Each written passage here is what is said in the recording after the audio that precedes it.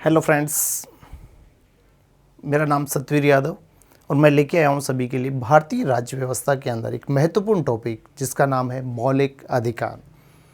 Exam की दृष्टि से बड़ा ही शानदार टॉपिक रहने वाला है, फंडामेंटल राइट्स, मौलिक अधिकार। तो चलिए बात करते हैं मौलिक अधिकारों के बारे में और जानते हैं कि मौलिक अधिकार कहाँ से ये चल के आ रहे हैं, भारत के अंदर कैसे पहुंच रहे हैं और भारत में किस तरीके से और कितने मौलिक अधिकार हमें दिए गए हैं, जिनके बारे में अलग अलग तरीके से हम यहाँ पे बात करने वाले हैं, मौलिक अधिकारों के बारे में जानने वाले हैं। तो चलिए बात करें मौलिक अधिकार, फंडामेंटल राइट्स, मौलिक अधिकार। मौलिक अधिकारों की अगर बात की जाए तो फर्स्ट ऑफ ऑल हमें ध्यान में रखना है कि मौलिक अधिकार भारतीय संविधान के भाग 3 में इनका समावेश किया गया है। संविधान का भाग 3 मौलिक अधिकारों का समावेश करता है। ठीक है, संविधान के भाग 3 में इनका समावेश किया गया है। एक चीज विशेष हमें ध्यान में रख लेनी होगी, भाग 3 का जो उल्लेख है कॉन्स्टिट्यूशन में, भाग 3 का उल्लेख आर्टिकल जो अनुच्छेद है, अनुच्छेद 12 से लेकर के अनुच्छेद 35 के मध्य किया गया है। ठीक है दोस्तों, इस बात को जरूर आप अच्छे से ध्यान रखेंगे। भाग 3 का जो उल्लेख है आर्टिकल 12 से लेकर के 35 के मध्य किया जा रहा है। लेकिन अगर हम बात करें फंडामेंटल राइट्स के बारे में, मौलिक अधिकारों के बारे में, तो मौलिक अधिकारों का जो उल्लेख है भारतीय संविधान के अंतर्गत आर्टिकल 14 से लेकर के आर्टिकल 32 के मध्य किया गया है। ठीक है, ये दो चीजें हमें अच्छे से ध्यान में रख लेनी होंगी। भाग 3 का उल्लेख 12 से 35, जबकि मौलिक अधिकारों का जो उल्लेख है आर्टिकल 14 से लेकर 32 के बीच में है। तो लेट्स स्टार्ट मौलिक अधिकार। तो चलिए बात करें मौलिक अधिकारों के बारे में। तो मौलिक अधिकारों के बारे में अगर हम चर्चा करें तो फर्स्ट ऑफ ऑल यहाँ पे ध्यान रखिएगा, मौलिक अधिकारों के अंतर्गत सबसे पहली चीज़ कि मौलिक अधिकार कहते किसे हैं या होते क्या हैं। तो मौलिक अधिकार व्यक्ति के जीवन की, ठीक है, एक ऐसी अवस्था है या फिर व्यक्ति के सर्वांगीण विकास के लिए जो दिए जाने वाले राइट्स होते हैं। अब सर्वांगीण विकास की बात करें तो सर्वांगीण विकास में व्यक्ति का आध्यात्मिक विकास होगा, नैतिक विकास होगा, बौद्धिक विकास होगा, शारीरिक विकास भी होगा। तो ये सभी से मिलकर के क्या होगा, उसका सर्वांगीण विकास होता है। तो ऐसे में व्यक्ति के सर्वांगीण विकास के लिए दिए जाने वाले जो अधिकार होते हैं, जो राइट्स होते हैं, उन्हीं को हम फंडामेंटल राइट्स कहते हैं। क्लियर है दोस्तों? वापस से सुन लीजिए, फंडामेंटल राइट्स व्यक्ति के सर्वांगीण विकास के लिए दिए जाने वाले क्या होते हैं, अधिकार होते हैं। अब यहाँ पे एग्जाम की दृष्टि से जो अच्छा प्रश्न बनने वाला है, पूछ सकता है हमसे कि मौलिक अधिकारों का मुख्य उद्देश्य क्या है। तो यहाँ पर मुख्य उद्देश्य को हमें अच्छे से ध्यान में रखना है कि मौलिक अधिकारों का मुख्य उद्देश्य क्या है। ओके, तो मुख्य जो उद्देश्य आता है, मुख्य उद्देश्य के अंदर ध्यान रखें, लोकतंत्रात्मक शासन की स्थापना करना। मौलिक अधिकारों का जो मुख्य उद्देश्य होता है वो होता है लोकतंत्रात्मक शासन की स्थापना, डेमोक्रेटिक गवर्नमेंट की स्थापना करना ही फंडामेंटल राइट्स का मुख्य उद्देश्य है या एम्स है। ओके, ये विशेष रूप से ध्यान में हमें रखना होगा। नेक्स्ट आगे बढ़े हम यहाँ पे, तो चलते हैं अगले टॉपिक की ओर। नेक्स्ट पेज पे अगर बात करें मौलिक अधिकार, सबसे बड़ी बात कि मौलिक अधिकारों की जो प्रकृति है, ये प्रकृति कैसी होती है, प्रकृति से कैसे होते हैं मौलिक अधिकार। तो प्रकृति से दोनों ही प्रकार यहाँ पे पाए जाते हैं, सकारात्मक भाव भी देते हैं और नकारात्मक भाव के भी मौलिक अधिकार होते हैं। ठीक है, बहुत सारी जगह पे हम यहाँ पे जानते हैं कि सिर्फ नकारात्मक भाव पे होते हैं। जी नहीं, मौलिक अधिकारों की प्रकृति कई जगह सकारात्मकता की ओर भी जा रही है तो कहीं पे नकारात्मक, यानी भाव दोनों ही हमें देखने को मिलते हैं। हाँ, ज़्यादा जो झुकाव है, ज़्यादा झुकाव कहाँ पे आता है, नकारात्मक की ओर अधिक झुकाव है इनका। ठीक है ना, नकारात्मक की ओर झुकाव इनका ज़्यादा होता है। तो प्रकृति की बात करें तो दोनों पे बात करनी है, सकारात्मक भी और नकारात्मक भी। नेक्स्ट अगर बात करें मौलिक अधिकार, तो मौलिक अधिकार क्या होते हैं, वाद योग्य होते हैं। बहुत ही अच्छी बात यहाँ पे लिख दी जा रही है, मौलिक अधिकार कैसे होते हैं, वाद योग्य होते हैं, जस्टिफिएबल होते हैं। ठीक है, जस्टिफिएबल से हमारा तात्पर्य होगा कि वो ऐसे तत्व जिनको न्यायालय के द्वारा ना, न्यायालय प्रक्रिया के द्वारा भी हम प्राप्त कर सकते हैं। अगर किसी व्यक्ति विशेष को उसके फंडामेंटल राइट्स की प्राप्ति नहीं हो रही है तो ऐसे में न्यायालय के द्वारा भी हम उनकी प्राप्ति कर सकते हैं। बात करें यहाँ पे मौलिक अधिकार, मौलिक अधिकारों को मूल रूप से लोकतंत्र का क्या कहते हैं, लोकतंत्र का आधार स्तंभ माना जाता है, या फिर संविधान का हम कहें तो मैग्ना कार्टा कह सकते हैं, संविधान का मैग्ना कार्टा। ठीक है, संविधान का मैग्ना कार्टा कहते हैं, अधिकार पत्र कहते हैं। ठीक है। भारत में मौलिक अधिकारों की बात करें तो मौलिक अधिकारों को जहाँ पे अधिकार कहकर के संबोधन दिया जा रहा है, अधिकार पत्र के माध्यम से जाना जा रहा है, वहीं ब्रिटेन में इनको मैग्ना कार्टा बोला जा रहा है। अमेरिका की बात करें तो अमेरिका में इनको बिल ऑफ राइट्स के नाम से जाना जाता है, ठीक है ना। तो ये चीज़ हमें अच्छे से ध्यान में रखनी होगी। तो मौलिक अधिकार जो होते हैं लोकतंत्र का आधार स्तंभ होते हैं, ठीक है। साथ ही संविधान का मैग्ना कार्टा या अधिकार पत्र कहलाते हैं। और मैग्ना कार्टा की अगर मैं बात करूं तो मैग्ना कार्टा विश्व में जो सबसे पहले मैग्ना कार्टा जो लाया गया था, ये मैग्ना कार्टा कहां पे लाया जा रहा है, ब्रिटिश सम्राट सर जॉन के द्वारा लाया गया था, ठीक है। विश्व में सबसे पहले मैग्ना कार्टा का जो प्रयोग है ब्रिटिश सम्राट सर जॉन के द्वारा 1215 ईस्वी में वहां के स्थानीय सामंतों को कुछ रिटर्न में कुछ राइट्स दिए गए थे, उसके लिए सबसे पहले इनका प्रयोग किया जा रहा है। और यही कारण है कि मौलिक अधिकारों की जो जननी है, मौलिक अधिकारों की जननी किसको माना जाता है, ब्रिटेन को माना जाता है।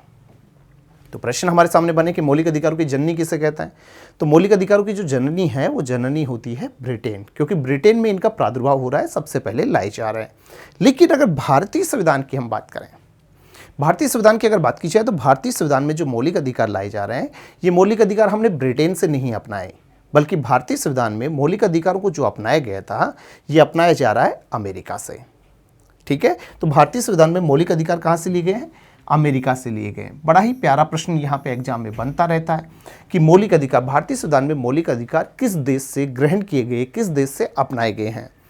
तो किस देश से अपनाए गए, अमेरिका से इनको अपनाया जा रहा है भारतीय संविधान में, ठीक है। तो भारतीय संविधान में इनको अमेरिका से अपनाया गया है।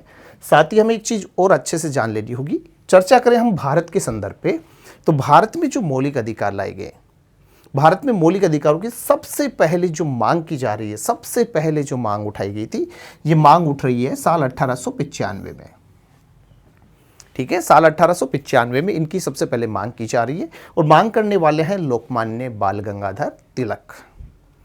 तो लोकमान्य बाल गंगाधर तिलक जी के द्वारा सबसे पहले यहाँ पे मांग की गई थी और इनके द्वारा एक विधेयक लाया गया था। विधेयक को नाम दिया जाता है स्वराज विधेयक। और इस स्वराज विधेयक के अंतर्गत लोकमान्य तिलक जी ने कहा था कि स्वराज्य हमारा जन्मसिद्ध अधिकार है, ठीक है। तो स्वराज हमारा जन्मसिद्ध अधिकार है। The constitution of India bill लाया गया था और इस the constitution of India bill के माध्यम से सबसे पहले इनकी जो डिमांड रखी जा रही है वो लोकमान्य तिलक जी के द्वारा की जा रही है। क्लियर है। तो दोस्तों वापस से सुन लीजिए, जननी तो हो गया ब्रिटेन, विश्व में सबसे पहले ब्रिटेन में लाई गई, 1215 में लाई गई, सम्राट सर जॉन के द्वारा लाई गई। भारत में मौलिक अधिकार अपनाए गए हैं अमेरिका से। और भारत में मौलिक अधिकारों की जो सबसे पहले मांग की थी वो मांग करने वाले हैं लोकमान्य बाल गंगाधर तिलक, ठीक है। जबकि बात करूं मैं यहाँ पे मौलिक अधिकारों का जो सबसे पहले वर्णन प्राप्त हुआ था, ये वर्णन सबसे पहले कब प्राप्त हो रहा है, साल 1928 में। मौलिक अधिकारों का सबसे पहले वर्णन प्राप्त हुआ था 1928 में। और 1928 में एक प्रस्ताव आया था और इसी प्रस्ताव को नाम दिया गया है नेहरू प्रस्ताव। ओके, तो सबसे पहले मौलिक अधिकार को जो वर्णन हमें प्राप्त हुआ है ये नेहरू प्रस्ताव के माध्यम से। नेहरू प्रस्ताव की अगर मैं बात करूं तो नेहरू कमेटी प्रतिवेदन साल 1928 में लाया गया था। थोड़ा सा जान लेते हैं इसके बारे में। नेहरू जो कमेटी प्रतिवेदन है, नेहरू कमेटी प्रतिवेदन, तो नेहरू कमेटी जो प्रतिवेदन रहा है दोस्तों, प्रतिवेदन, तो नेहरू जो कमेटी प्रतिवेदन 1928 में लाया गया है और इस नेहरू कमेटी प्रतिवेदन में मूल रूप से कुछ आधारों पे बात की गई थी। कुछ आधार यहाँ पे डिफाइन किए गए थे नेहरू कमेटी प्रतिवेदन में। और इन आधारों की अगर बात करें तो सबसे पहला जो आधार रहा था नेहरू कमेटी प्रतिवेदन में, वो आधार था संघीय शासन के बारे में। संघीय शासन, संघीय शासन की बात की जा रही है। एक बात की गई थी यहाँ पे उत्तरदायी शासन के बारे में। संघीय शासन है, उत्तरदायी शासन है, उत्तरदायी शासन, ठीक है। उत्तरदायी शासन की बात हो रही है, संघीय शासन की बात हो रही है। एक संसदीय शासन के बारे में भी नेहरू कमेटी प्रतिवेदन में डिफाइन किया गया था, संसदीय शासन, ठीक है। संसदीय शासन की बात की जा रही है। एक फंडामेंटल राइट्स, मौलिक अधिकारों की बात की गई कि व्यक्ति को कुछ ऐसे राइट्स दिए जाएं, राज्य क्षेत्र में रहने वाले व्यक्ति के कुछ राइट्स होने चाहिए, फंडामेंटल राइट्स की बात की जा रही है। एक यहाँ पे न्याय व्यवस्था के बारे में बात की गई, यानी कि सुप्रीम कोर्ट की व्यवस्था के बारे में भी चर्चा की गई। तो प्रॉपर वे में अगर हम बात करें तो टोटल यहाँ पे जो आधार रहे थे नेहरू कमेटी प्रतिवेदन के अंतर्गत। तो टोटल ये 5 आधार मूल हैं जिनको हमें अच्छे से थोड़ा सा ध्यान में रख लेना है। कई बार प्रश्न कर देता है कि संसदीय शासन या उत्तरदायी शासन, रेस्पॉन्सिबल जो गवर्नमेंट है, उसके बारे में सबसे पहले कहाँ से वर्णन प्राप्त होता है। तो वो वर्णन प्राप्त हुआ था हमें नेहरू कमेटी प्रतिवेदन से, ठीक है, जो 1928 में लाया गया था। और इसी नेहरू कमेटी प्रतिवेदन की अगर हम बात करें तो इसी नेहरू कमेटी प्रतिवेदन को,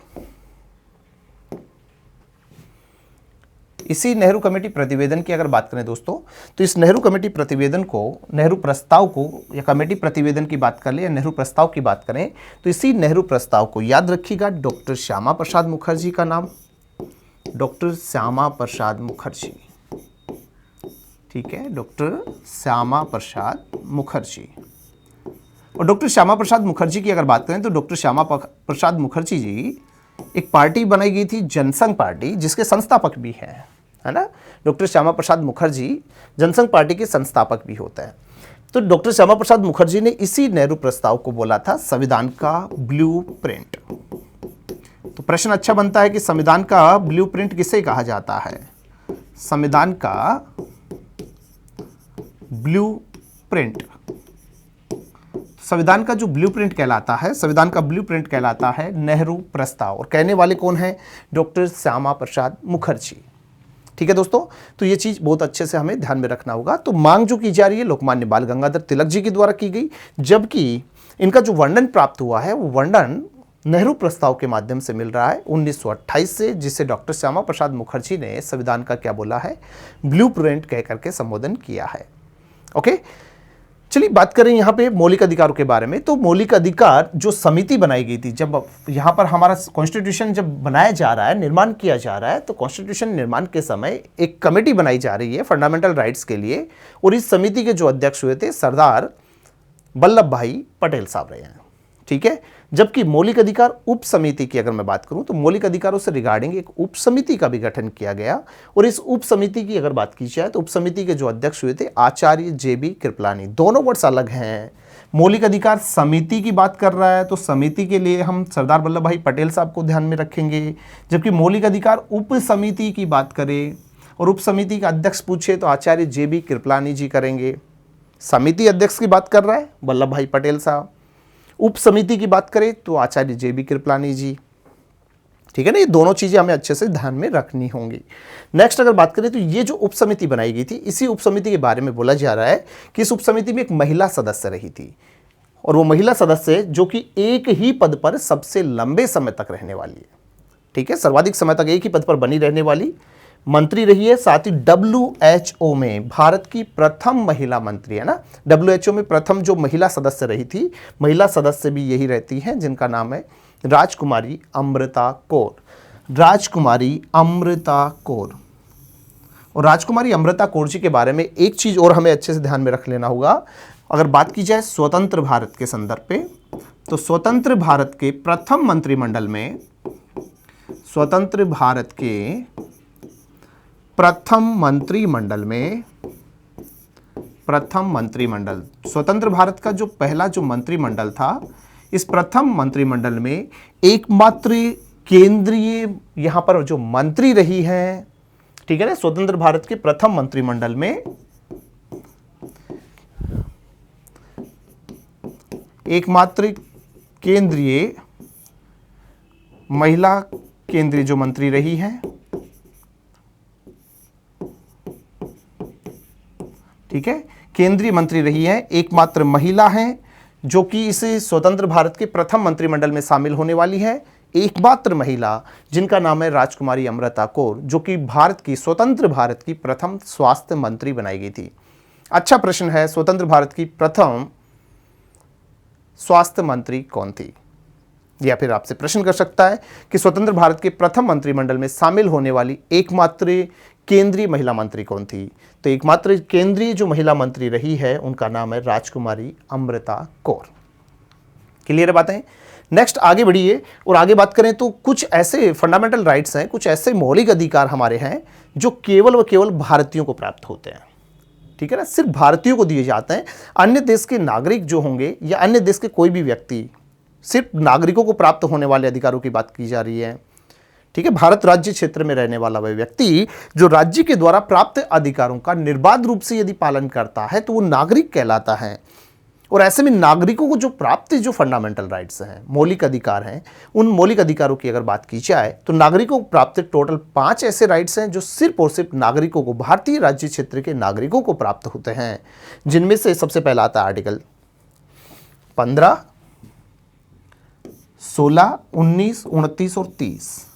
ये टोटल 5 ऐसे राइट्स हैं, ये नहीं है, ऐसे टोटल कितने राइट्स हैं? 5 ऐसे राइट्स हैं।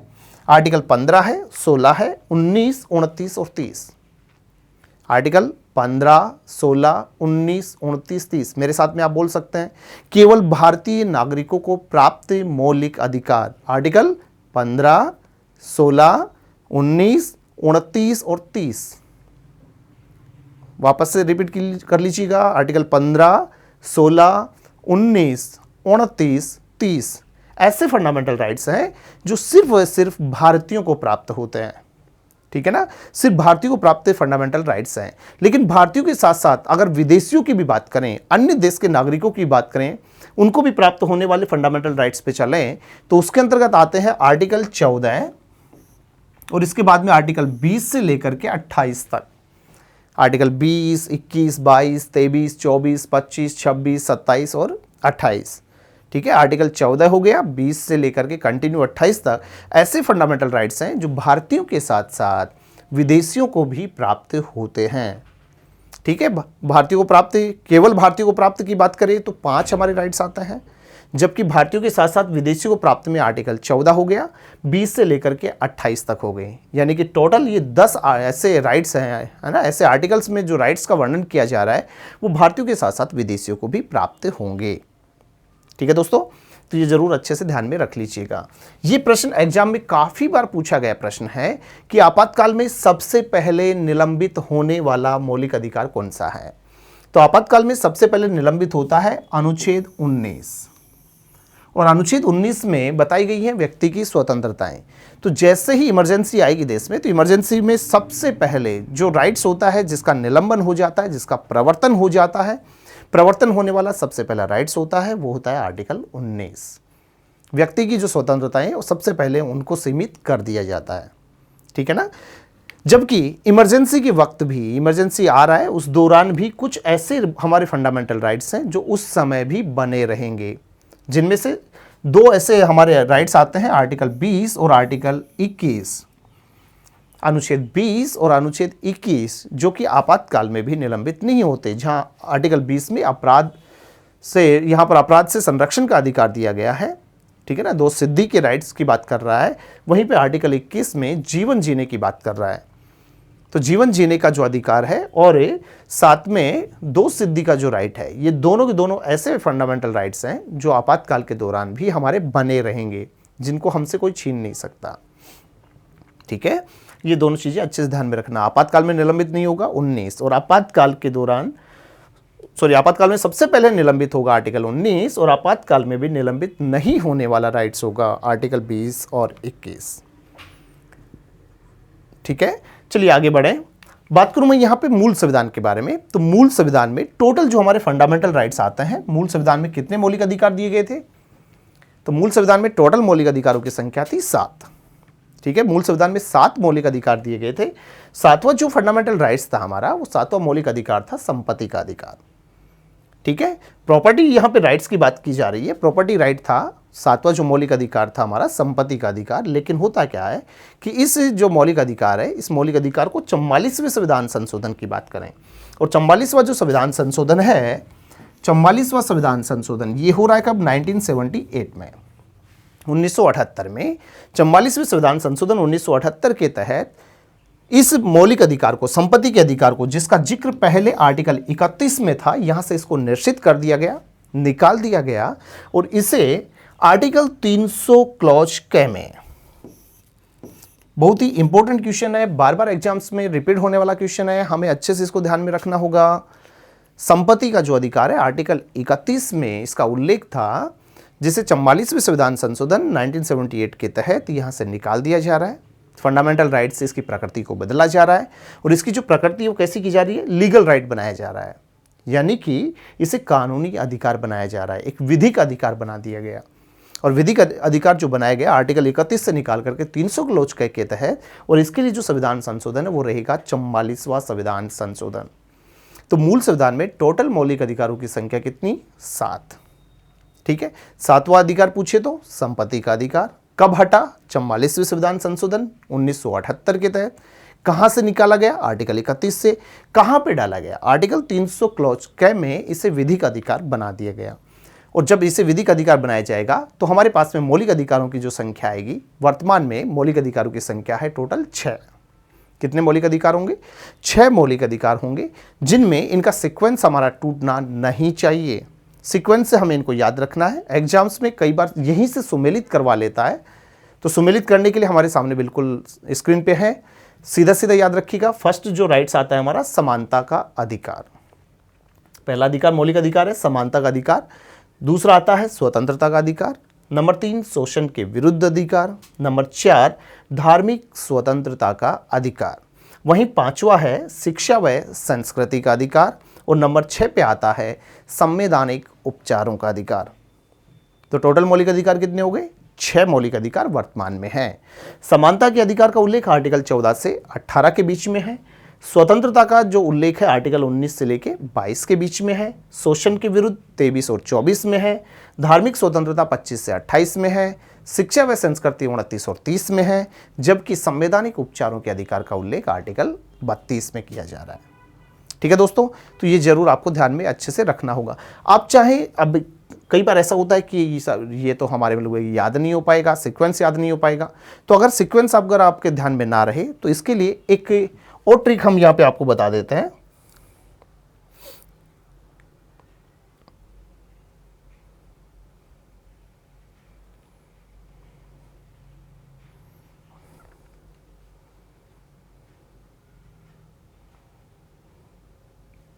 एक ट्रिक पे हम बात कर लेते हैं। यहाँ पे ध्यान दीजिएगा, हम बात कर रहे हैं फंडामेंटल राइट्स के बारे में।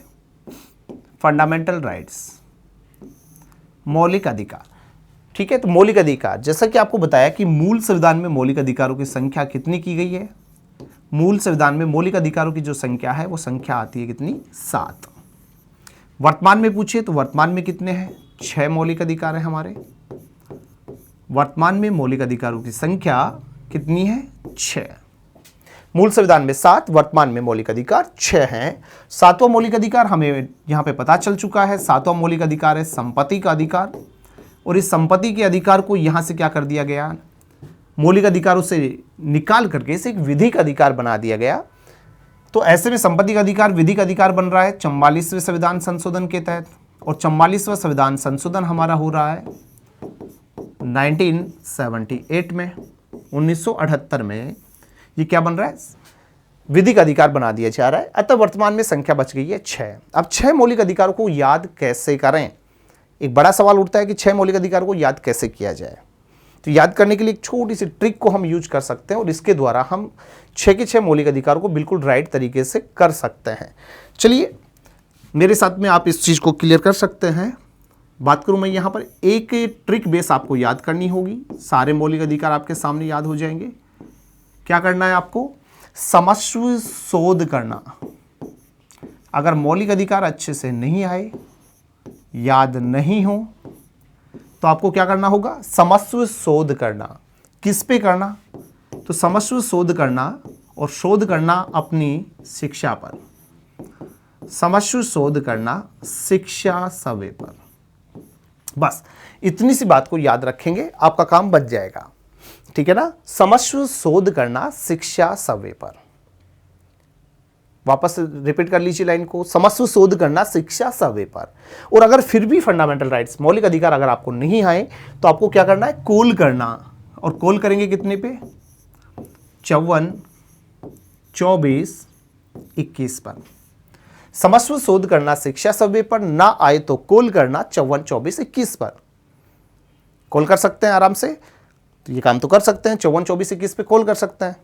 तो चलिए सबसे पहले कोशिश करते हैं कि हमारे ये याद हो। नहीं आएगा तो कॉल करेंगे। ओके, चलिए। तो समस्व शोध करना शिक्षा सवे पर, इसका मतलब सबसे पहले क्या लिखा हुआ है? सम। सम का मतलब होता है समानता का अधिकार। समानता का अधिकार। आगे आ रहा है स्वय। स्वय से हमारा तात्पर्य है स्वतंत्रता का अधिकार, स्वतंत्रता का अधिकार। नेक्स्ट सो का मतलब हुआ शोषण के विरुद्ध अधिकार, शोषण के विरुद्ध अधिकार। नेक्स्ट आता है ध से तात्पर्य है धार्मिक स्वतंत्रता का अधिकार, धार्मिक स्वतंत्रता का अधिकार।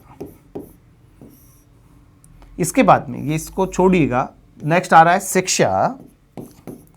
शिक्षा से हमारा तात्पर्य होगा शिक्षा व संस्कृति का अधिकार, शिक्षा व संस्कृति का अधिकार। और लास्ट यहां पे आ रहा है सवे। सवे से तात्पर्य हो जाएगा संवैधानिक उपचारों का अधिकार, संवैधानिक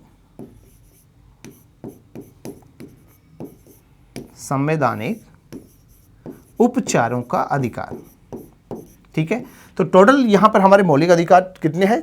6 के बारे में हमारे सामने आ चुका है। नंबर 1 समानता का अधिकार है, नंबर 2 स्वतंत्रता है, नंबर 3 शोषण के विरुद्ध, 4 पे धार्मिक स्वतंत्रता, 5 पे शिक्षा संस्कृति और 6 पे आ जाएगा संवैधानिक उपचारों का अधिकार। क्रम भी नहीं टूटेगा, इसी सीक्वेंस में हमको याद रखना होगा।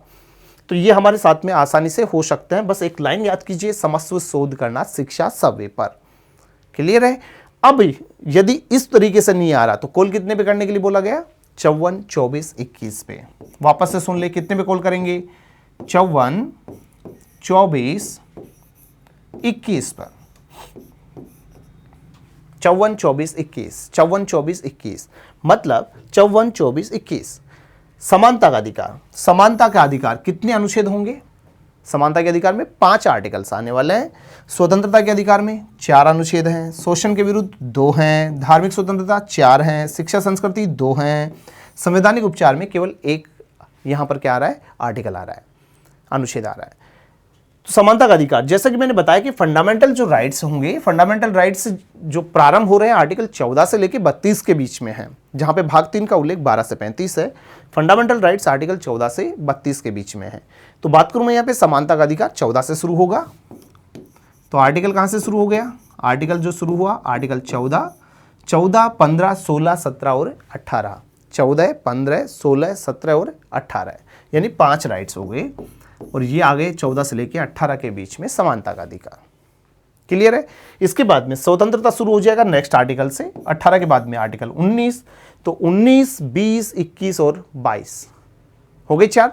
19, 20, 21 और 22, तो 19 से लेकर के 22 तक क्या हो जाएगा? स्वतंत्रता का अधिकार हो जाएगा। ठीक है ना? उसके बाद में ये शुरू हो जाएगा 23 से, आर्टिकल 23 और 24, 2 राइट्स यहाँ पे आ जाएंगे, है ना? 23 और 24। इसके बाद में 25, 26, 27 और 28, आर्टिकल 29 और 30, 31 निरसित हो चुका है, संपत्ति का अधिकार था, हम जान चुके हैं। तो बच गया कौन सा? आर्टिकल 32। ठीक है, तो इस तरीके से आप इनको याद कर सकते हैं। बता दीजिए आपको एग्जाम में सीधा सीधा प्रश्न दिया गया था। 4 यहाँ पे ऑप्शन जो बनाए गए, समानता, स्वतंत्रता, शोषण के विरुद्ध और धार्मिक स्वतंत्रता। 4 राइट्स को लिखा, आर्टिकल्स को ऊपर नीचे करके लिख दिया गया और पूछ लिया जा रहा है सुमेलित कीजिए। तो इस तरीके का कोई भी क्वेश्चन अगर आपके बीच में आएगा, मैचिंग का कोई क्वेश्चन आएगा, तो आप आसानी से इस मेथड से आप कर सकते हैं। क्लियर है दोस्तों?